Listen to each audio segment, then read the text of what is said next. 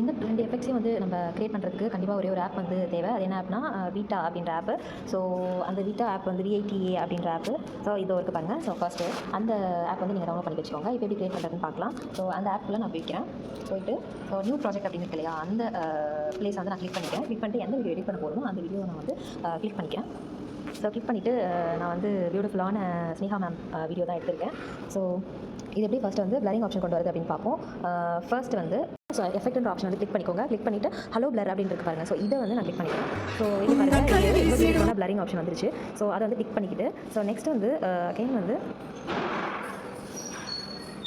So இங்கே கீழே editor option இருக்குது பாருங்கள். எடிட்குள்ளே போய்ட்டு ஸ்பீட் இருக்கு பாருங்கள். ஸோ அந்த ஸ்பீடுன்ற ஆப்ஷனில் போய்ட்டு ஸ்டாண்டர்ட்குள்ளே போய்ட்டு ஸோ ஸ்டாண்டர்ட்ன்றதை கிளிக் பண்ண உடனே உங்களுக்கு ஸ்பீடு ஸ்லோ மோஷன் அப்படின்றதுனால நான் 0.5x வச்சுக்கோங்க. ஸோ இப்போ நான் டிக் பண்ணுறேன். இப்போ நான் வந்து பாருங்கள். ஸோ ஸ்லோ மோஷன் போயிட்டு 0.1 வச்சுன்னா இன்னும் பயங்கர ஸ்லோ ஆகிடும். ஸோ 0.5ன்றது ஒரு ஸ்டாண்டர்டான விஷயம். ஸோ இந்த வீடியோ பிடிச்சிருந்தா லைக் பண்ணிடுங்க ஃப்ரெண்ட்ஸ். இது மாதிரியான யூஸ்ஃபுல்லான வீடியோஸ்க்கு என்னோட சேனல் சப்ஸ்கிரைப் பண்ணிக்கோங்க அண்ட் பெல் ஐக்கானே ப்ரெஸ் பண்ணிக்கோங்க. Bye bye friends.